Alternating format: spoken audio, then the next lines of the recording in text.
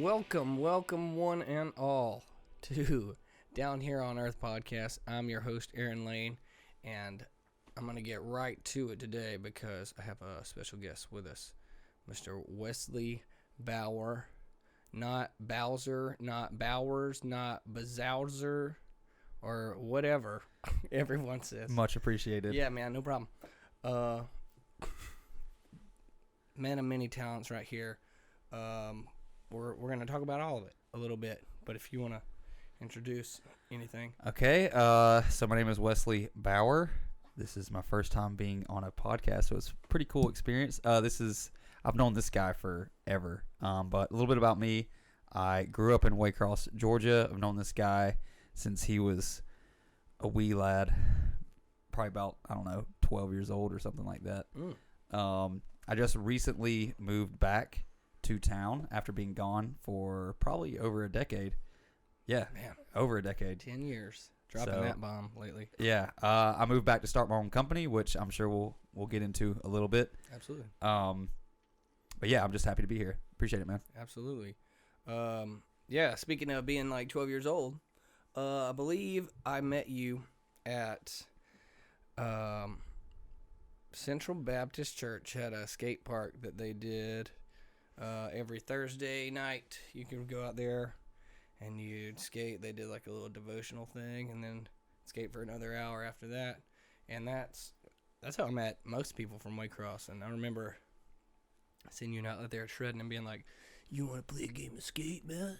You want to play a game of Except skate, for it was more man? high pitch. It was like, "Hey, you want to play a game of skate?"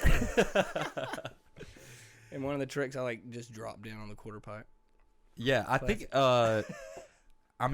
When that started, I was probably maybe 13 or 14 years old. Oh, wow. It was around the time I first started skating, and the youth minister at that church noticed that a handful of us were dabbling in skateboarding. We were all kind of getting into it, so he was like, "Hey, let's just, bring some ramps out here, and open it up every Thursday for 2 hours." And it kind of turned into this big thing. Yeah. Awesome. For about 2 years, which was pretty cool. I mean, we say big thing, but there goes my mic just popping up. Happens, bro. It's going to happen. I bump this thing all the time. It's all so right. good.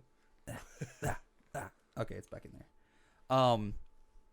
It was a big thing for a small town, at least, because I know that Brantley County and Ware County and Pierce County, there was really nothing place for teenagers to go and hang out and in a safe environment. Yeah, except for the mall. Once you get a car, you can roll around on the strip, ride around in the parking lot. Apparently, they've done that for years and years. Like my parents. Yeah, when I was a little kid, I remember classic people doing that. My parents talking about it. I never did get into that. No, not me. But so this was probably what 2004, 2005, around there, and skateboarding just blew up in this tiny town, and we never had a skate park. So when the church did that, it was really cool, and that's how I met this young kid. Yes, thanks Tony Hawk's Pro Skater for putting everything on the map. Appreciate you so much. But yeah, that's where I met you, and that's where I met. I think it was Jet Thornton. I went to his house and he showed me the Frontier Justice. He's like, "Dude, you haven't seen this video, man?" And I was like, "No, what is this?" So I watched all of those. I guess that's how we'll start talking about what you're doing now.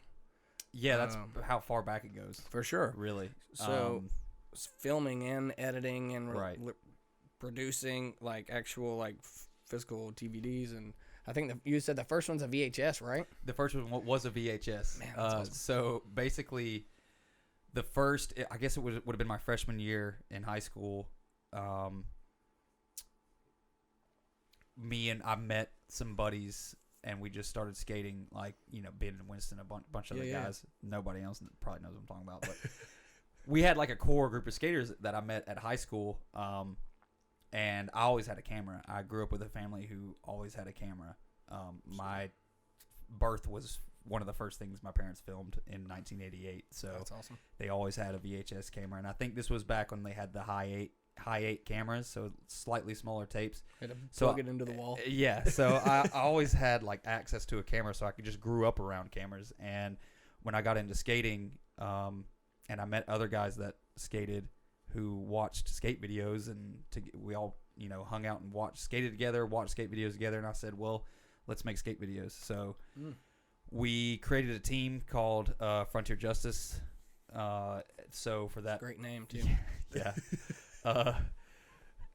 I don't know who For came up real? with that. I think it was either Ben or Winston who came up with that name. And it makes sense because in the small town of Waycross, Georgia, we felt like we didn't have any justice because we were trying to skate everywhere and nobody would let us skate. So that was kind of like our And logic they would be behind so rude about it. it. Yes, it was terrible. Great footage, Cops though. got called many times. Mhm. Yeah. So anyway, me always having access to a camera, I just started filming everybody, and we just started hanging out and filming. And the more footage we got, I said, well, I'll learn how to edit. Right. And learned how to edit. And we didn't have – so we did that for the whole school year. And at the end of the year, I sat down and put the whole thing together, gave everybody individual parts, and learned how to capture footage onto my computer. I mean, it was like 360p resolution. Yeah. That was as good as it got back then. But I loved it. It was so much fun. And we didn't have a DVD burner, so I recorded them to VHS. Like, there was like I don't even remember how I did it. I'm sure there was like some sort of video output from my computer to a VCR, and I would just live record every copy and do it that way. Just play it back and hit record. And then at the church skate park, we did like a showing of it because we had this one the youth building with projectors, and I sold copies. I remember we did that for the SOS. That's what I was getting into. Yeah, so we did that for the first one. So that would have been before you met me. For sure. That was what we did, and I sold. Classic. I think I made like $300. We sold them for like $10 a piece or something like that. Love it. So that was my first time producing something, getting a little bit of money, and going, oh, there's something here. Like I can keep doing. Oh, I have $300.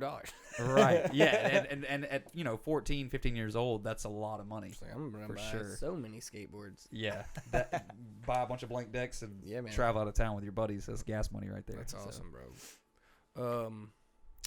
Yeah, SOS video was after the Frontier Justice. Right. I'm not missing anything, right? After SOS was Planet Groove. Yep.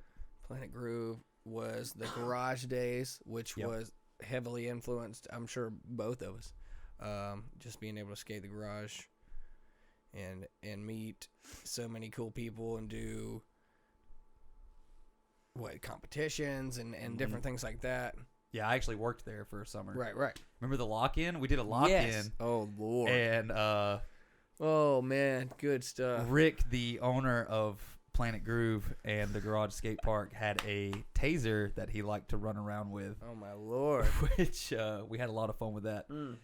At one point, a guy, one of our buddies, his name was Ben, he was always the guy who would get naked. Yeah. There's always that guy. Yeah, like there's always going to be a guy who's going to get naked. And it happens. He got naked, and we pushed him outside downtown of the building in the middle of downtown. And oh my Lord, there's video of that somewhere. Like I have video of it. I don't have any way to play any of that back because that was all on mini DV, and I don't have a camera that can play that back. But there is video of it. It exists. We can make it happen. Yeah, we locked him out for probably a few minutes, and then I think he ran. I think he told me he ran all the way to Planet Groove. Probably, I believe it. That's what I can't believe that Rick let us do. I know, that. bro. I mean, I would have been, I don't know, 17. I love Rick, man. Because Rick, even after all that, we kind of did around that same time. We did the after you did the Planet Group videos, we did that Skate Park Boys, and I don't know who edited that or anything. Rick did. I think Rick did. He was in charge of all of that. And then you were in that with us. I was in one. Yeah. Because see, I was in college at that point. Yeah, and you were out. So I left for college, but the garage was closed, but Rick was still heavily involved with the skateboarding community, and y'all did a short web series called Skate Park Boys. Based on is that still online? Yeah, I'm pretty sure. I have to check that out. Dude, it's so funny. I haven't seen that in years. There's one episode where I played a complete jerk. Yeah. complete Some jerk. Turd. And there was one episode where everybody got tattoos. Yeah. And we went to Oh a my tattoo God. shop, and I was the one who like drew the fake tattoos Yeah. on with Sharpies. Beautiful. Yeah. Bro. Good stuff, man. So after that was you were in Albany, you went to college obviously for all So this okay, visual so I stuff. to get back on track on I guess where I'm at now is so I found my love for filming and editing through skateboarding. Love it.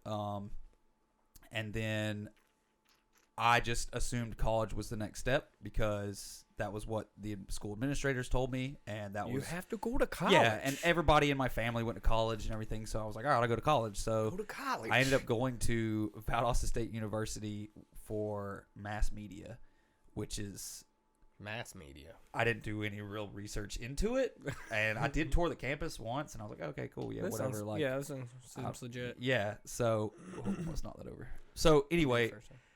It's very broad. Once I got there, I realized it wasn't for me because I just wanted to get better at filming and editing and doing graphics and all that stuff because I did teach me because I would do stuff. like for the DVDs with SOS and Planet Groove, those skate videos that I ended up putting out they're so good. back in high school. I would like learned how to. The term is Photoshop now, but I didn't have Photoshop. But I made like actual covers and everything, and put the DVD sleeves in there, and did all these graphics. So I was like a one-man show that learned how to do every aspect of it. Yeah, I didn't know what to expect when you told me we were making a video and everything, and then we did that, and I was like, man. I was on the back of it, and I was just like, dude, it's like a real video. Dude, I put fake barcodes on there. And I put the little DVD video logo down there. I remember that. Like the description on the back with different photos of everybody. You put your little logo instead of like a WB or a Paramount logo. Yeah. I tried to make it look as official as possible. And I believe the majority of that was done in like Microsoft Paint. A lot of it. That's so awesome. That's so awesome, man. Beginnings, origins. Yes. It was like, get stuff done by any means necessary. Absolutely. Completely get that, bro. Yeah. So I went off to college, and after 3.5 years, I dropped out because I was failing. I was just like, I was hanging on by the skin of my teeth for 3 years, and then after the second semester of my fourth year, I got kicked out of my major because my grades were so low. They were like, you got to have like a certain GPA to stay within the major, and really? my GPA was too low, and I was like, this is not for me. Like, I'm drowning here. There's no way I'm ever gonna like be able to come back from this, and I didn't enjoy it anyway. I had more fun working on my own projects, learning things on my own. Yeah, I was about to say, you're probably busy doing actual stuff. I was working on other things with Dubstep Cat. That's okay. That's a few years later. Okay, I thought this was when you were in college. No, that happened. Yeah. So anyway, I dropped out. Excuse me. No, you're good. I'm getting ahead of our story here. I dropped out of college and finished up my the lease at this little trailer that me and my buddy had, Michael Batchoffer. So we had good old Batch. We had a trailer, and he wasn't in school. He was working at Applebee's, so he hooked me up with as a fry cook at Applebee's, just so we could pay rent for the 7 months left that we had on our lease. So I did that, and that was a real eye-opening experience that taught me that. I mean, it helped me realize that I'm not going to be able to just coast through life, because that was what I did in high school. Right. And high school was a breeze. It was super easy. And then college, I went into college, and for 3 years I maintained that same mentality. I'm just gonna I don't have to study. I'll be fine. Yeah, bro. And it never got easier. It only got harder. And that put things into perspective. Like, oh, like this is what I'm gonna be I'm gonna be a fry cook for the rest of my life if I don't like actually apply myself. Yeah, for sure. So, I did that until the lease was up, and then moved back home with my parents. And by some miracle, a friend of mine that I had met when I was in Valdosta, who was a fellow skateboarder, he worked at for this small production company that did television shows for the Outdoor Channel that was based in Valdosta called WP Productions. And Nice. he gave me a call after I had been sitting on my butt in Waycross at my parents' house, not doing anything. Sulking. Yeah. Very, very slowly looking for jobs, basically. So he hit me up and said, "Hey, I know you do videos and stuff." He's like, "We need a filmer editor up here. Can you come meet?" And I was like, "Yes, please, right now." But part of me was like scared because I didn't know it was for hunting, and I didn't know anything about hunting, and also this was a real legit company. Like, what are we hunting? Yeah, like they produce shows for the Outdoor Channel, and I didn't really have experience with like the real Super software, yeah, good cameras and all that stuff. I really knew nothing. I had just kind of hodgepodged my way through all my personal projects. Fake it till you make it, big dog. Exactly. So it was a big leap, and I contemplated saying no just because I didn't feel like I was worth it, or I was a college dropout, but I just went for it. I said, whatever, I'm going to go for it, and I went for it. No. Yeah, I went for it, and it was an amazing teaching experience, but they lowballed me on my pay. It'd be like that. Like, I was literally making about the same I was making at Applebee's. Oh. And I was working 40 hours a week. Guys gold out here. Yeah. I was working 40 hours a week during the week, and then when we would travel and shoot, we'd be gone for like a week or two at a time. We'd be working 16-hour days easily. So I was making like $1 an hour whenever I was out on the road. It was ridiculous. We'd get like maybe 1 or 2 days off when we got back from trips. Man. So, but I learned a ton. So I kind of, if they were going to use me by paying me really low because I had no experience, I was going to use them. So I used them for the just for the experience so I can move on. And I was there for 11 months and was able to get a job at WLB, which is the news station in Albany, Georgia. That was the next step. The next tier. Yeah, as a marketing producer, once again doing something. I don't know how I got the job. It was like, hey, I saw you on the credits of this. Yeah, like newscast. My demo reel was hunting shows, right? And I just applied for this job out of nowhere. Some guy's like, man, that looks pretty good. You seen that? Yeah, and this was like local news. It was NBC, ABC affiliate doing local news promos, basically. That's awesome. In the marketing department. So I got that job, and that was a good raise. I was definitely making more there. It was enough to live on by myself, you know. So that got me heavily involved into graphics and stuff. Whenever I was at the Outdoor Channel, I got comfortable with video. I got good at video at the Outdoor Channel, and how to like structure a series or a show. And then at WLB, heavily graphics based, because we would do these promos and add all these special effects. Yeah, stuff sliding on and off screen. Please keep watching this channel. Yeah. So I did that for 5 years, which I should have left earlier, but I kind of settled into my life there in Albany, and that was when the Dubstep Cat video happened. It's no longer on the internet, so I can't show you. I can send it to you. It's a highlight and a black spot on my career, to put it lightly, I guess. It was a blessing and a curse at the same time. So get some money. Yeah, from basically them views. After I was in Albany for about a year, me and my buddy Kanan, we were hanging out, and my roommate had taken in this stray cat. And the chillest cat ever. And my buddy was like making the cat dance like this while I was playing Skrillex on my phone, and I was like, "Oh, that's pretty funny, dude! Yeah. Like, let's I'm gonna film it. Let's go upstairs and let's go film it just for the heck of it, you know." It was so good. It was like he it knew was the on song. Point. Yeah, you know what I mean? Yeah, exactly. So I made this video, and we just filmed it. I just held my camera, filmed it, and then put it into my editing software and just put the music underneath it and cut out the audio that the camera actually recorded, just so the audio sounded good. Yeah. And then uploaded it on a YouTube channel that I had called W Bower Productions, which I had done some other random videos on. I think that's special. what you called. Well, no, it was like WBB Oh, Productions. about the SOS. SOS was like WWB Films. Films. Excuse me. Yeah, that was my initials, WWB. Yeah. But so I had a YouTube channel called W Bower Productions that I had just done some random projects on, nothing crazy, and I just threw it up there, and 2 days later, Brandon Hardy of all people, he hit me up and he goes, "Dude, have you seen your video?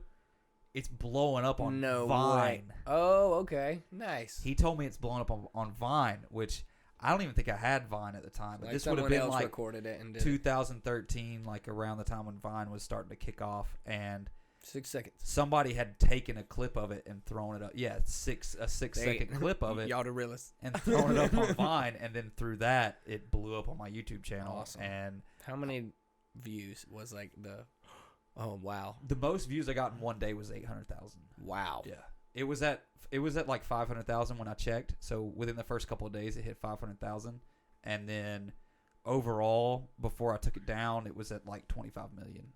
Wow. Yeah. 25 million. Yeah, it was crazy. It was a total fluke, total accident, and all of a sudden I was thrust into this, like, I had companies emailing me wanting to do a YouTube partnership and all this stuff. You're like, I don't want to do this with this stupid cat. College Humor did an article, like they shared it and did an article about it.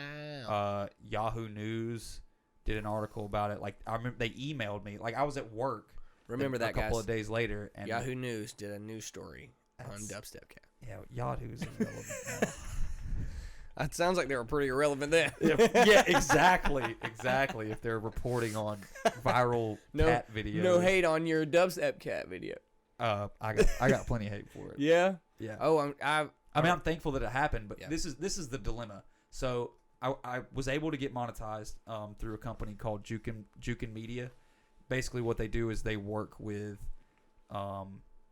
people who use copyrighted content. So since I used copyrighted content, I can't monetize it. So they acted as the middlemen and made a deal with like whoever Skrillex's label is that they're signed to. Sweet. So he got like a huge chunk of the money, and I got like maybe 20% or something like that. It's like, we get it. Which it still made me a lot of money. Made him some money too. Over like 5 years, I was getting some decent checks every couple months. But anyway, I felt this need to keep it going. Right. Even though I never cared about the video in the first place. Like, I'm not the guy who wants to, I don't want my legacy to be Dubstep Cat. Right. 22 years old and you peak at Dubstep Cat. Like, I don't want that to be my legacy. Please, no. Right. Like, I've skated for so long and worked on learning different types of videos and all this stuff. And little did I know, all I had to do was get my buddy to make my cat dance to a song, and that's it. But Love it. the problem, so I ended up putting a lot of effort into making more Dubstep Cat videos. So I did like a Dubstep Cat Christmas where I bought him a little Santa outfit and did all his stuff. I did that, and it got some views. Like, it got over 1 million views, but I mean, nothing's gonna. Right. It was lightning in a bottle. Right. You can't recreate that because it's it's unintentional. Right. So as soon as it became intentional, I made like a Dubstep Cat 2, Dubstep Cat 3, but it took years to do these. Like, there was like a year gap in between some of these videos because I didn't care to do it. Right. Nothing in me was like, even if it was going to make me a little bit of money, there was no passion. So I was just like, every time I made one, I just was like, not excited. Yes, I wasn't. It was like I did it just because I felt that I had to. Right. So it was. Love it. Not fun. The money was fun. I'll do it, but man, it's crushing my soul, man. Yeah, it was awful. But that having some success on YouTube got me excited just about YouTube in general. So that was like when you got some notoriety. Yeah, well, it made me realize that there is money to be made on YouTube. You can do it. I needed an idea about something that I actually care about, and that's when Park Sharks came into play. Which brings us to our most important, not most important, but like one of the main key subjects here. I keep doing this because I'm gonna put the Park Sharks logo. Hey, There you go. Park Sharks is probably some of the coolest shit I've ever seen. Like, I can't tell you how many times I'm like going, because we're in Southeast Georgia, North Florida, anywhere in Florida really. And anytime I'm going out of town in this area and I want to go skate, I look and see if you have an episode on the skate park. And so I'm like, well, I don't want to go there. And I'm like, oh, this one's right down the road. I'm going to go here. When is this return? Oh, I have to get a helmet here. There's some stupid rule that I need to sign a waiver and get it notarized, like, even though lights here, so I don't want to get there too absolutely. late. Yeah. It's beautiful. It's amazing. And if you're on the other side of the world, I don't know how you feel about this. I'm just plugging this for you. If you're on the other side of the world and you have the equipment and you want to do the same thing around your area and make episodes, that would be super cool. Hit them up. Yeah. Link it up. Absolutely. Because we want to, I'm pretty sure you want to eventually, I mean, this is big stuff we're talking here, but grid out the entire America. Entire America of that's all of been these. The goal from day one. That'd be so awesome, man. 100%. And so, Park Sharks. I am but one man. So I know, can't right? do it all by myself. So where you all at? So Park Sharks is my baby. That's my brainchild. That's my thing that I. It's a beautiful thing. Thank you, man. That's something I've been working on since probably 2014. So, we're 2021 now. A long time. 7 years. 7 years. Yeah. Like, Beautiful. So basically, Park Sharks is just a concept that I came up with, because of my success on the Dubstep Cat. I said I needed to have a series, something that I can repeat, and will bring people coming back. And I had experience. I had experience producing shows like TV shows, docu-style stuff, with doing hunting shows and stuff like that. So and news, and news. So I tried to take all of the stuff that I had learned and develop a skateboarding series. And I kind of took what I had already done when I was younger. Me and my buddies used to just drive to random towns and try to find skate parks and stuff. So I was already Google doing Maps that. back then. Yeah, like we would just go to different places and find places to skate at different skate parks and stuff just to check them out for an afternoon. And we would always film. And I was like, well, I want to create a show called Park Sharks, and every episode be at a different skate park that kind of showcases the skate park. Yeah. So basically, the show's not about me or who I'm with. It's about the skate park itself. So we're here to tell you, hey, this town has this skate park. This is what the skate park has to offer. It's made out of this material. It's got these kind of ramps. Pros, cons. Yeah, pros, cons, that kind of stuff. We did kind of do a rating thing at the beginning, early on, but then I just gave up on that. Seems because people can make the judgment for themselves just by seeing the video. There's no sense in rating a skate park because, I mean, honestly, some people don't. I didn't grow up with a skate park. We had that indoor one in the garage for like a year and a half, and that's it. That was and it. The church thing, which wasn't a skate park because, I mean, it was just a couple of ramps hobbled together. It was only open 2 hours. 2 hours a week. So it's not a skate park. But it was amazing. We didn't have a safe place we could go. And sometimes the worst skate parks are still good for the locals. Absolutely. And people appreciate them. And some people really like skating bad skate parks. And I'm one of those people. Because it's challenges you. It's like, what trick can I do on this stupid so shit? I always rag on the bad parks and stuff, but I still try to bring out the positives and say, like, oh, yeah, it was cool that I was able to get this at this park, even though it's a terrible park. You know? If I can find the video, some pro was like, this is the worst skate park ever, made a video like that. It's like Dane Berman or some random dude, you know, but he made a whole video at the park. He made a point, so yep. It was like terrible. He was like, bro, the concrete on the street out here is better than the concrete in the park. Yeah, Red Bull kind of snuck in and took my idea about a year or two ago.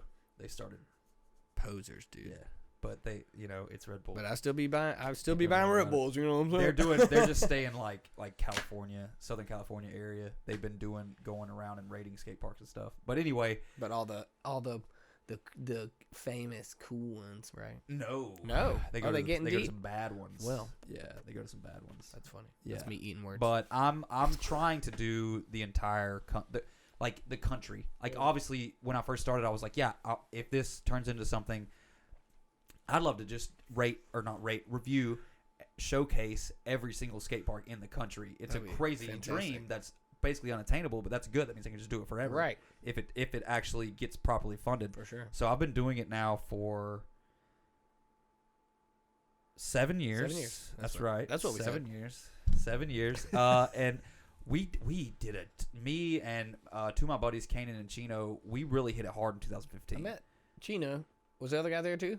Oh yeah. Was that yeah, Saturday? yeah. Cool. Yeah. Awesome. Cool So dudes. we hit it really hard in 2015 when I got them involved, and I remember you were posting them like bam, bam, bam, yeah, bam, bam. because there were so many skate parks in Georgia that we hadn't done episodes for. Nice. The issue was we didn't have the time or the money because we all had full-time jobs, and we had to keep traveling further and further and further out. So Man. once that happens, it gets more and more difficult. And then, slower and slower. one person will get in a relationship, the other person will move away. Like Kanan moved away for a little while and then moved back, and then like that. I had a girlfriend, or like somebody else had a girlfriend, and we just weren't traveling Time's as much. different, Like yeah. life just kind of took over, because since we were all working full time and had different schedules, like I was off every weekend, so that was when I would go, and it got to the point where like maybe one of them could go with me, maybe not. You Okay, was nobody doing can go with me, so like the later years, 2017, that was when it really came to a halt, and we only did like 2 episodes a year. Wow. Or something. It was ridiculous. Man. So I know the feeling though. I ended up moving to Florida to take a graphic design position. I went to South Florida, and I remember this. I just kept producing them, and now it's at a much slower pace, but I kind of like took it upon myself just to produce them by myself, because it was so hard to find somebody who had the same schedule as me, who I didn't have to drive a half hour just to pick up and then go to. That was a big issue. Absolutely. One thing about skateboarders is it's hard to find a skateboarder, just because it's just the culture. Yeah, absolutely. Like I think I'm an exception to the rule that most skaters. Please don't anybody hate on me for saying this. We got hot takes over here, But people. most skaters do not have typical lives that For sure. most people do. It's like they artist, probably work an artist lifestyle, right. Like which they is probably fun. have weird schedules. For sure. Half the time, most of them will be in their 20s and don't have a car. Yeah. So that's just the type of person that the sport attracts, and there's nothing wrong with that. Like some of my Individualism. best friends that I've ever made have been amazing people that live abnormal lifestyles, For not sure. your typical lifestyle that you're going to live. I can dig it though. It's rock and roll. Yeah, man. absolutely. Jump trains for your whole life. That'd be super cool. I Yeah. love you. I don't But care. that makes it difficult to find a partner to for shoot sure. this with. For sure. For sure. So I'm ramping it back up. Like I've shot a ton. I'm sitting on like 7 episodes. From you did like a tour. I did a tour a few It's weeks ago. coming soon. Wesley did a cool Soon, video maybe. about like a whole trip, and that's awesome. Yeah. So it never really took off. We're only at like 1,400 subscribers, but that's better than nothing. And honestly, I've said this to myself It's not from the bad. beginning. As long as I have the time and the money to keep producing episodes, I'm gonna do it. It doesn't matter. Because sometimes I found recently started listening to a new podcast. I say recently, like a year ago, but it had like 400 episodes. Mhm. So I'm still going back and listening Right. to episodes from like 4 or 5 years ago that are good, Right. and it's new to me. Right. So, it's and transcends time. that's why I wanted to do a series based type show, so it's easy to navigate for people who are new.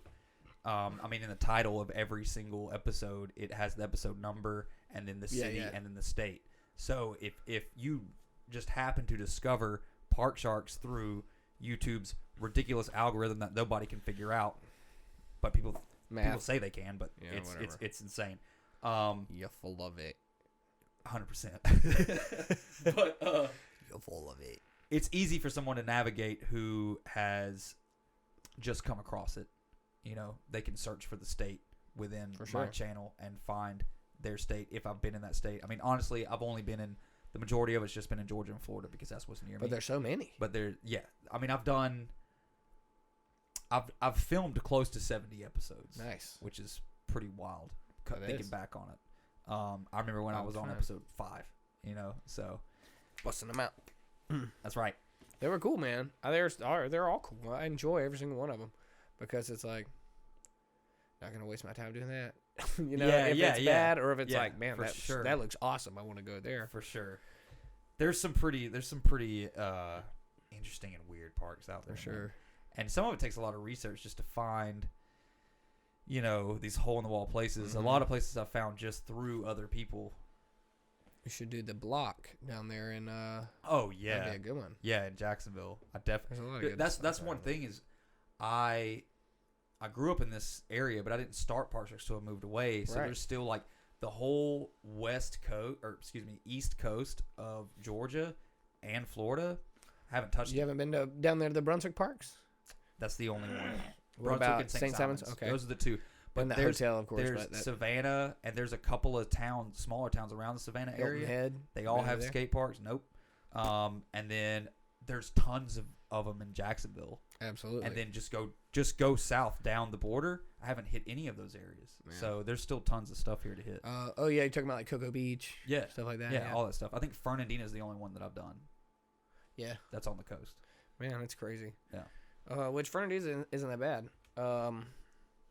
Comparatively, it's comparatively. Comparatively, because I've been to some really, really nice ones. Florida has some of the best skate parks in the country, and I've been fortunate enough to see some really amazing parks. There's plaza styled. Yeah, there's like a new style of skate parks that's coming out. Pivot Custom, shout out to them. They've been killing it. They got some awesome skate parks. Getting in there. So while we're talking about building skate parks, I think we're gonna take a break and come back and talk about that for a minute. Oh yeah, got some juicy deets. Yes, it's a beautiful thing. So yeah, that's what we're gonna do. Right on.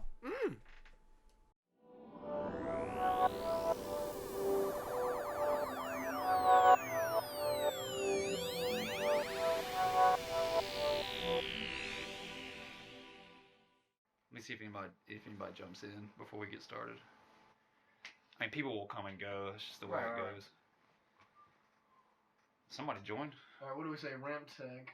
That was the last thing we talked about. No, we talked about the speaking of like building skate parks. Yeah. That was the thing. Yeah. Well, that's what I was gonna get into. Right. We got somebody in here. What's up, dude?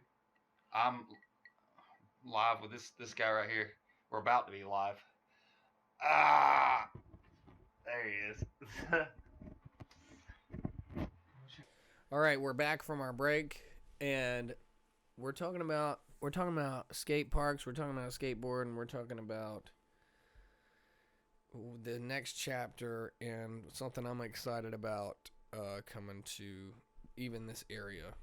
Elma's a little bit further than I'd like it, but it's progress. Yeah. Yes, it's something. It's better than what this area or Waycross actually has, which is nothing. Yeah, exactly. So something is better than nothing. Absolutely. So we have a spot now. It's like a private indoor skate park. And before I get into the details, I want to give a little bit of background behind it. So all of the ramps came from Ramptech, amazing company. Shout out to Mike Mapp. He is the owner of Ramptech. He's an amazing guy. Something else that's pretty revolutionary. Yeah. I mean, the guy has been around since the 80s. He has like over, I can't remember the exact number, but it's a ridiculous number, like 90 patents on skate ramps and stuff like that. He's a really, really cool dude. And I met him during the pandemic, when all that started. I was working as a graphic designer in Fort Myers, and they allowed us to work from home for like 4 or 5 months. I utilized this opportunity to be hyper productive, and TikTok was starting to blow up. A lot of people my age were working from home and doing exploring all this new, things from home. So funny on that. Everybody was at home trying to figure out what to do with their time. So a lot of people were flocking to TikTok, and it really started to blow up. So I naturally did the same thing and noticed that there were a lot of skateboarders on there. not as big of a skate community as Instagram has, but there were a lot of younger people coming up, learning how to skate. I saw a bunch of skate tutorials and stuff, and I was like, okay, let me try to tackle this because I actually have a background in filming and editing. Boom. So I'm just going to go for it and try to do some tutorials. So the first tutorial video that I did was one on like talking about different lenses to use when skating, and it did okay. It did more than what I thought it would do. It got a couple thousand views, so I was like, all right, maybe I can do a skate tutorial, like how to actually skate. That's a little bit more broad. So I did a heel flip tutorial, and it got 200,000 views, and I was like, oh, this is the way to go. Yeah, this is okay. So I'm gonna start teaching people how to do basic like skate tricks. Ended up doing ollie. I think I have like maybe close to 20 videos up. Nice. So I started doing that like one a week, maybe 2 a week, putting a lot of effort into the filming and the editing and making it look as good as possible. Yeah. And it just blew up and took off. So after that, I was like, well, I want to teach how to do more than just the basic stuff. Like I'd like to teach like how to do stuff on a quarter pipe or a grind box, stuff like that. So I emailed a bunch of companies, ramp manufacturers. In the city I was living in, Fort Myers, we did have a DIY, but we didn't have a skate park.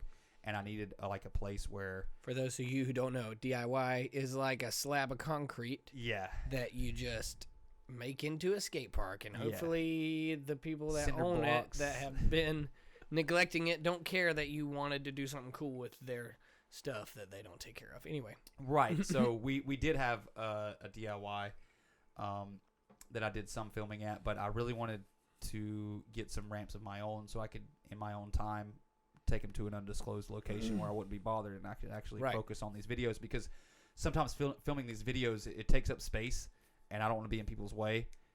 So being at the DIY when there's a lot of skaters out there, I didn't want to be bothering them. So for sure, I hit up a bunch of companies, just sent them a bunch of emails, said, hey, I got this TikTok. It's got a, couple invest million in me, views. Please. Yeah, like I'll shout out your company if you send me some ramps. And out of all the companies that I hit up, Ramptech was the one who hit me back up. And it was kind of like fate, because he had been looking for someone to produce videos for him.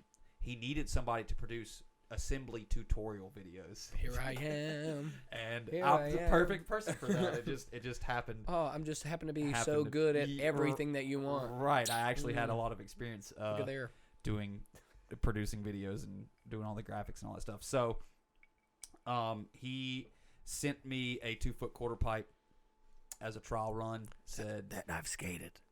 Yes, we're getting there though. We're getting there. I know it's a long story, but no, it all leads to where the point we're trying to make. So, he sent me the first ramp, and I found an abandoned car dealership to go shoot the assembly video. So I basically just shot a tutorial on how to put the ramp together. I was living in a tiny little apartment, so I just would go out there, I put it together, and I literally took it apart and then stuck all the wood in my apartment. It was just sitting in my bedroom. Man. But I ended up doing like 5 or 6 videos on different ramps that he had. He sent me a 2-foot, a 3-foot, a 4-foot, and a grind box and a 2-foot spine. So you wasn't about to sit in the woods nowhere. Yeah. Like not happening. I got it done, and my relationship with Mike has been really awesome. He's a really cool dude. He trusts me to take care of his ramps and give them the quality videos that they deserve, because they really are amazing ramps. And they're really good videos.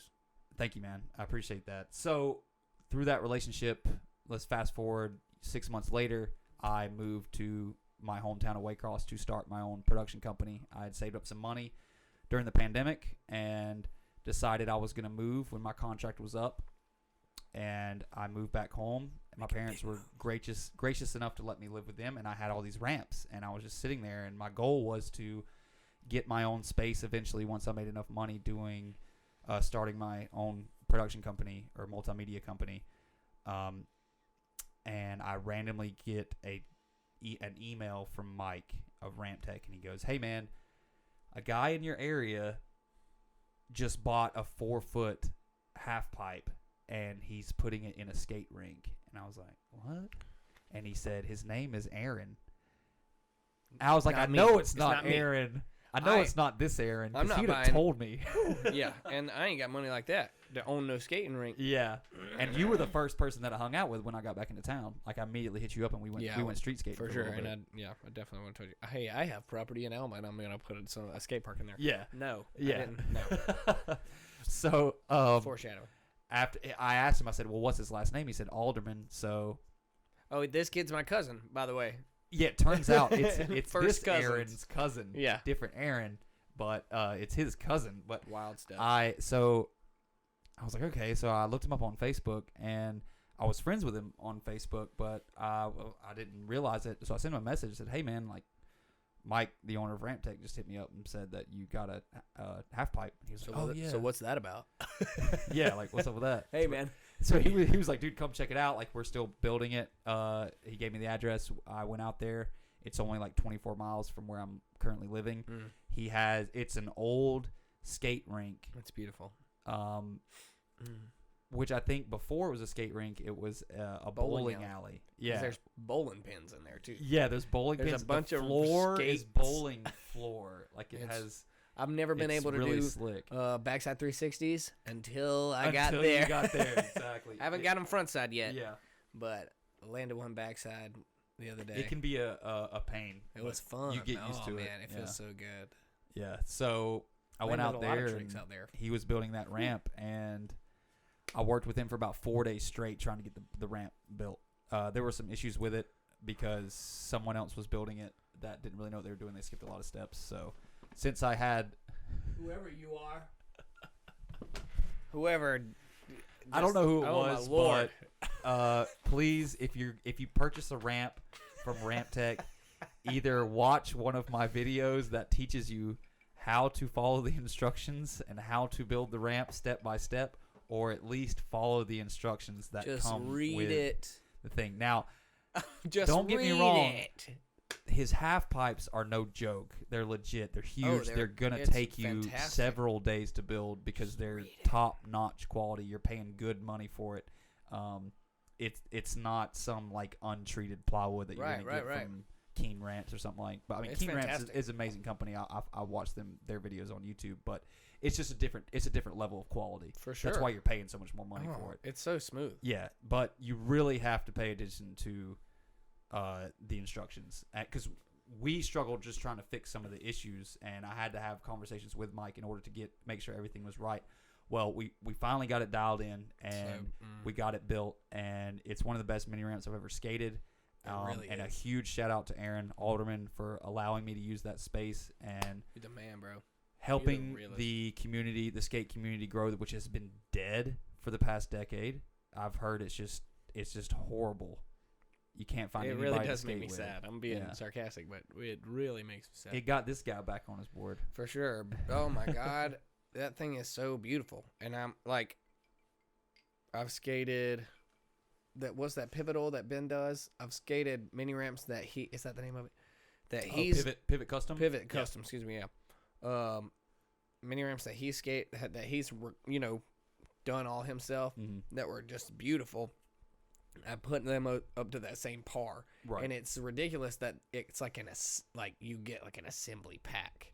Yeah. And it's that good. Yeah. I mean, If you just follow the instructions. Yeah. Sorry. I cannot stress that enough. You gotta follow the instructions. It was really hard to go back and fix.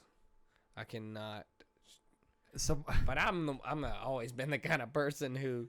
Dude, I'm sorry. I don't mean to interrupt, but I'm also going live on TikTok right now, and we got questions. a couple people. One guy says, "Do a kickflip." LOL.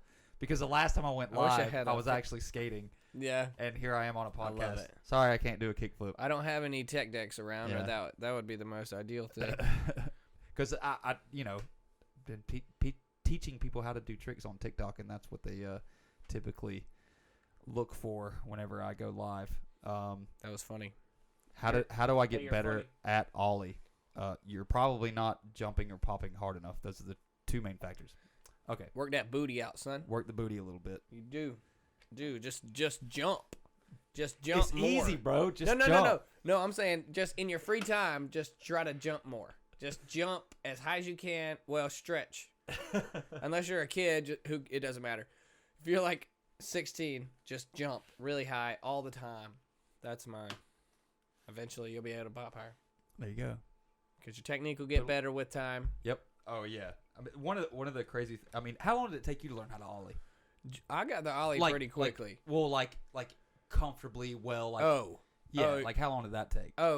It wasn't until I was skating like 3 or 4 years till I could like get some little stees in there. Yeah. You know, just get a little. I remember it took me a year before I could ollie like while moving. Oh wow. Yeah. Because when I started, I was only 14 years old. I was in middle school and I didn't. I hardly had anybody to skate with. On that grass. So I was like by myself skating all the time. It took me a good year until I figured out how to like. I would just like actually be moving at a fast pace on the street and be able to pop a nice ollie. It's so hard. I could ollie. I got the ollie pretty quickly, but I like kickflips took me like a good year. I learned heel flips first, actually. See, yeah, one of those. You're one of those. Yeah, kickflips. But your heel flips are great. I've always had heel flips. I don't know why. Dude, a running joke before I met you was my kickflips would always roll on the ground. I didn't care about style. Crop dusters? I had them down. Yeah, like I had them down. I could do them every try, but it was just like it would just roll. Yeah. Across the concrete. And all the guys used to call them Wesleyflips. Because you could push down. Yeah. Instead of getting that there was pop. no stees. There was no stees. I think for the first like 2 or 3 years, I had zero style at all. It'd be like that. I still feel like I'm a little stiff, but at least I can like catch my stuff high. My little ass, when I was like 4'11", when we were doing the SOS video, my style was garbage. Oh yeah. I was just like, 4 foot pre-pubescent. Yeah, you don't have any no like pop. Yeah, at like all.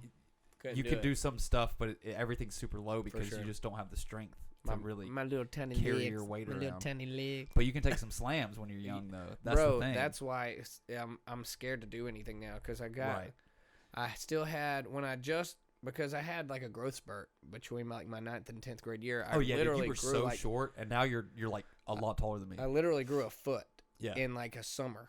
Right. And I was still skating with the confidence that I had when I was a little kid. Mm-hmm. And when I would keep busting it, and it hurt real bad. Because I would used to be just all this extra weight that I'm carrying around. It hurt so bad. And I took a couple slams, and it was just like, it just killed it for me. Yeah. And I stopped skating. I stopped caring for like 5 years. But I was also getting like super hammered all the time.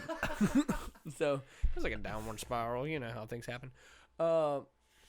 But yeah, the Ramptech thing is something I wanted to talk about with you because that's just a super rad opportunity that you were presented. Yeah. Pretty much. So moving forward, like whenever I first met him and he started sending me these ramps and I did these videos and stuff, I was like, I'm gonna start my own production company. Boom. Like this is what I want to do. I want to produce videos. I'm tired of having an employer. So I'm just going to take a chance and go broke trying to do it, you know? So I saved up some money. Get rich or die trying, you know what I'm saying? It was like a third of my salary is what I ended up saving up, and I just quit my job and moved back home. And I did have all this fell in place. That's what's so awesome. Yeah, it just kind of, and I'm getting work. That's what's so crazy is like I'm getting work and I haven't even marketed myself hardly at all. And this is where we plug Bower Multimedia. There it is. Here we are. We are at a lot of what I wanted to talk about today is how good with Park Sharks, everything that's brought you to this point where you have this literally multimedia company because of all of this build up. Just you got talent from doing it. You know what I'm saying? Right. Not that you weren't talented. People aren't born with talent. I'm not getting into that. Blah, blah, blah. Yeah, blah. you got to work on it. I mean, for sure. Things are given to you. Absolutely. Yeah. Practice. I mean, my roots was art. Like when I was a kid, I always had a pencil in my hand. I was drawing. That's how I think of skateboarders. That's why I was saying, like, the artist's mind. Like, I feel like a lot of skateboarders, because look at professional skateboarders. They're some of the most outrageous characters. All of them have a very unique personality. I feel every single one. But it's just that artist, like, the mind of a skateboarder. You can go through a city and you see things differently than anyone else. Mm-hmm. Unless you're like do BMX or like inline, or whatever. No, I don't have upper body strength. That's why I skateboard and don't BMX. No, but it's just all of that like comes to a head to where you can really create the ideas that someone have in their head. You're doing a music video for my brother's most recent song, and my brother's going on Austin Lane Music. He is going on and on about how you literally recreated the images that he had in his brain, and that's director level stuff. That's Hollywood. You know what I'm saying? You someone sees something in their head, they tell you an idea, and then you literally make that image happen, and that's art. You know, that's Da Vinci stuff. That's Michelangelo stuff. Well, I see it as providing a service for people that have these visions, and like whether it be a business owner who wants to sell his product or a musician who wants to sell their music. People have visions that don't know. They don't have the tools to achieve them. So they need somebody to step in and do that. And that, with my company, that's kind of my goal, is to help others achieve these visions that they have of themselves or for their company. And when I showed him one of the screenshots from the video that I shot for his music video, and when he told me that, I was like, that's the best. That's one of the best Absolutely, feelings. bro. Like 100%. It's Man, not quite as good as landing a trick for the first time. dude, I know. But it's up there because I've put different so kinds many of feelings. I mean, it's like working on a trick for 10 years and finally landing it. It's the same because I've been working on my craft and a lot of nights by myself, teaching myself things that first online, kickflip, bro, and doing like learning graphic design and learning as much as I can about cameras and learning how to shoot things and edit things, and being able to do that for someone else is a great feeling to be able to achieve someone else's vision. For sure. And absolutely. it feels awesome because it makes me realize, okay, 10 years of my life of studying all this stuff has not been in vain. Completely worth. Like it's finally worth it. So it feels good to start. It's scary, but it feels good to actually start my own thing and not feel like I'm so limited by having an employer.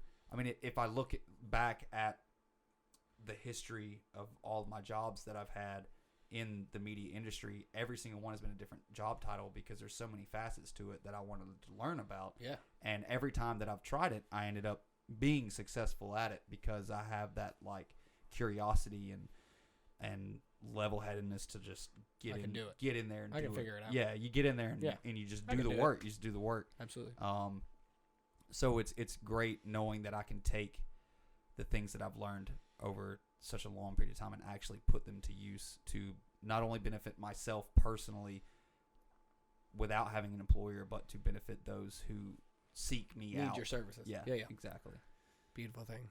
It's a beautiful thing, bro. I'm overwhelmed with work right now, which is a great blessing to have. For sure. It's taken off much faster. I've only been self-employed for about 3.5 months. Yeah. And I'm just ready to see where it goes. I'm like yes man right now. Like every time somebody asks me something, I'm like, yes, I can do it. Yes, I can do it. Let me know when you can, because we'll set the dates. Yeah, exactly. So it's been pretty crazy. Dude, it's so cool to me that the things that you like to do, like skateboarding, being a kid, because I used to do a lot of like skate videos that never saw the light of day. Say it's just spending hours doing it, but that's why I can. Oh, dude, the amount of personal projects that I've done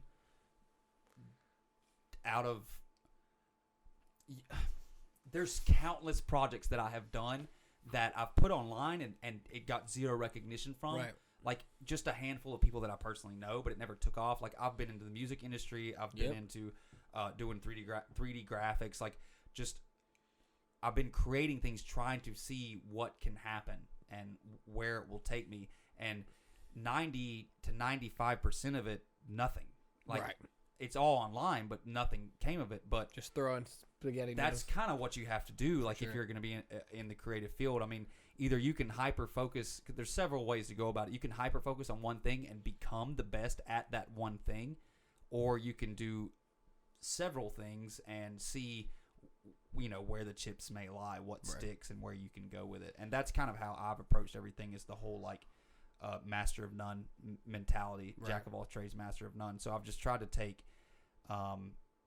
every creative field that I find interesting and just learn about it on my free time and just go for it and see where it sticks. And honestly, it's just turned into, I'm just a one-man band type of thing, where I can do all these things, so I don't have to say no. And if I'm going out on my own, I need to, if you're going to go out on your own and you just want to be a logo designer, yeah, you can make a lot of money if you're going to design the new logo for Coca-Cola, where they're going to pay $250,000 for. But they're not going to hire you because you're just one dude by himself that has no track record. For sure. Okay, so it's better to be multifaceted and wear a lot of hats if you're going to go out on your own, so you can say yes to many things.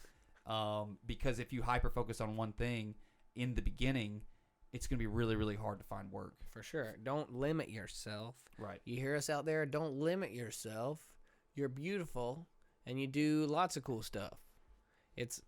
We live in the information age. You can literally learn anything for free on the internet. It's awesome. There are people out there that are teaching how to, literally everything. If you have a question about how to mix and master something on a song, it's somewhere. Somebody's done it. You can learn it. You don't have to pay a professor to teach you how to do it. Half the time, the professors won't teach you anyway if you pay all that money. I watch that Adam Neely guy. He literally has a teaching degree, teaching music theory at Berkeley, and he just makes YouTube videos. Yeah, and I just rake in the knowledge. And it's totally free. Some of it goes over my head. Well, yeah, of course. Oh, yeah, God, because it's saturated. The nice thing is you're not going to be tested on it. Exactly. So you can just absorb what you feel you need to absorb, but then you can always reference it back later in the future once you've gained more experience. Yeah. Boom, go back. It's always there. And that's what's a good thing about having, we were talking about having all those Park Shark episodes where it doesn't matter what time someone comes in and watches those. Yeah, that's why I could make something and then 10 years later it's still going to be relevant to somebody. Exactly. Because it's giving valuable information. For sure. Yeah. That's fantastic. Bower Multimedia, if you need anything video, logos, 3D animation, music, beats, dude, anything. Literally everything. Everything you need. I actually hit 150,000 streams on my SoundCloud. Get them. I used to make and sell beats. I did that for a year, and now I just leave them up for free for anybody to use. But I do make personalized audio. Like if somebody needs a song produced, some sort of beat or something, I've done that before. So cool. There you go. I literally do everything. Love it. That's my company. It's a beautiful. That's why it's called Multimedia. He did my Wesley did my Christmas songs. He did my I recorded the music. Yes, and we have a good story behind that.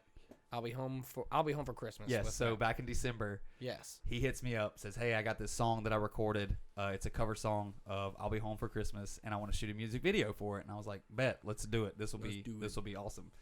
What do you want to do?" And he goes, "Well, I got this place in mind. We're gonna go out there like a lot of Christmas lights, and we'll just do a couple shots." Lots of Christmas lights. Yeah, real simple, real easy. And I was like, dope, dude. I'll do it for free. No problem. Let's do it. So I get to his house, or no, did I meet you there? No, you picked me up from the house. I picked you up and ready to rock and roll. And I knew the place you're talking about, so we went there. It's next to my church.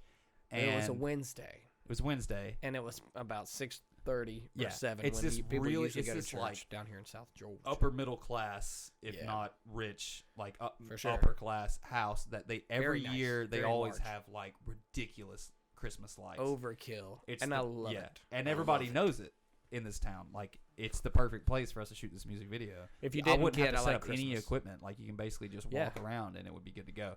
It's beautiful. So we pull up there and he goes, "Yeah, I'm gonna go knock on the door." Yeah, you think they're home? I'm gonna make sure it's cool that we do this. What? I thought you had this planned out, man. I thought you already you were like, no. They seem I'm like just nice gonna people. Little Dicky style it. Save that money. Save that money. Just gonna knock on some hey doors. y'all. So I knocked on the door. No one was there. Yeah. Because I'm sure they were at church. Probably. And I didn't want to just do it and then, just get internet famous off of it and have legal troubles after. So, no. But, you never know. So I'm not going to record on anyone's private property without their permission. So we went searching for somewhere else. Yeah, so they didn't answer. So I was like, well, we kind of sat there for a few minutes, didn't know what we were going to do. Sitting in the car, someone's driving. So there is a neighborhood near my parents' house.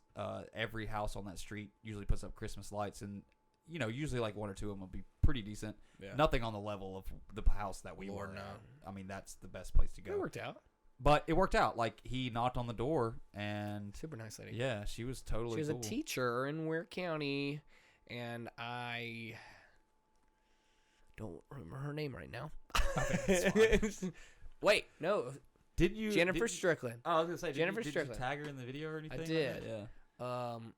Jennifer Strickland, which Yeah. wasn't my friend's. Yeah, we just knocked on the sister, door and but like, it was the same name. what did we just like shoot there for? Yeah, she about was 2 like- hours or something like that. Set up some lights and it shot. was like 8:00, and Yeah. I was like, "Hey, do you mind if we I'm doing a Christmas song? Do you care if we record this in your yard?" And she was like, "Nope, that sounds cool." And we did it, and it turned out great. I thought it turned out great. Yeah, it was a lot of fun. It was It was super real cool. run and gun. We just Just did it. I was just moving around lights and doing different shots and Singing it to turned a out pretty speaker. cool. Pretty cool. Yeah. Super cool stuff, man. So if you need anything like that, literally anything you need, it's awesome. Man, I man of don't many have my talents. website up yet. I'm still It's- working on it. I'm still in the building phases. Even the problem is like I can't even do all the things that I need to get done to properly set up my business because I'm working so much. I It's a mean, good problem to have. this week I had to tell Aaron and some of the other skaters like I'm not going up to the skate park Can't do in it, I'm Alma this sorry. week because I got so much stuff going on.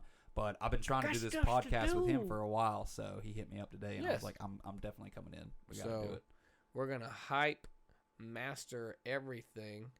We're gonna bring you all the knowledge down here on Earth. This is what we're bringing to you.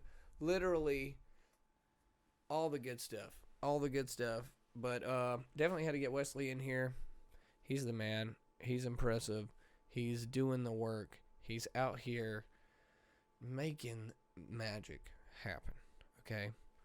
But if you had anything else to plug, Well, if you are interested in anything, when it comes to graphics, I can do that anywhere in the world. So you can hit me up for that type of stuff. Shooting, I do travel, but you got to pay for it.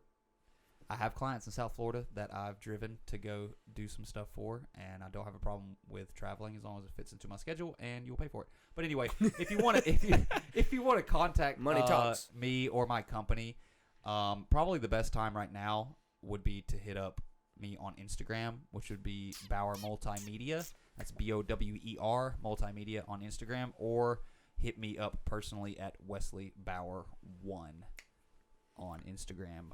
And I guess that's pretty much it. That's where I do most of my business is on Instagram. Dude, do you remember the band called Faster Faster? yeah, absolutely. They want me to shoot a music video for them. Yes. They're back together. Yes. Yeah. I play I sing for the other cover band, Young Americans. Oh, okay. Yeah, for sure. Yeah. So they're doing all that stuff. Isn't that crazy? Yeah, it really is. I was like, It's awesome. Faster Faster just DM me. It's like, what? What's going on? What is this? Yeah. What it's is this? Bring anything you need, man. Oh, also, I know that I don't know how much relevance this is going to have, but Winston Alderman in Jacksonville, he's got like a film studio that he's working on. We've talked about hopefully doing some work together in the future. So, Nice. yeah, trying to get involved with the community in Jacksonville as well. So Awesome. we'll see how that goes. We'll get on that. The Block Skate Supply. Get on one of those Park Sharks as well. Yeah, absolutely. So Park Sharks, Bower Multimedia, Ramptech. If you want to follow me on Park Sharks, I'm gonna try to get this guy to be in an episode for sure. Do it, man. I got like 7 episodes to put I out don't first, suck. but A lot. if you want to see him skate, I'm gonna get him to come out to me to Jacksonville and film a couple episodes of Park Sharks. Do So the Jack's honestly, Beach. if you want to see Park Sharks, you can see the full length episodes on Facebook, I'll wear this Instagram, suit. or YouTube. I will wear this. I will wear a suit if we do a you Park can. Sharks. If you're gonna wear that suit, you got to dress up as Joker. That would be. Oh, that would be. That's a whole nother deal. But it's just Park Sharks at Park Sharks on Instagram, at Park Sharks TV on Facebook, or you can just type in the search bar Park Sharks, and on YouTube it is just Park Sharks. Get on it. Get on it. YouTube, Facebook, Instagram, TikTok. This man's on it. Wesley Bower, Bower Multimedia, Park Sharks, Ramptech, making the money, giving you every single deal you ever needed for every service of the media kind. But I think we're going to leave you with that. And check us out. Follow us. Thanks for... Thank you for having me, man. Absolutely. It's been awesome. Thanks for chilling with us down here on Earth. Yes, take it easy.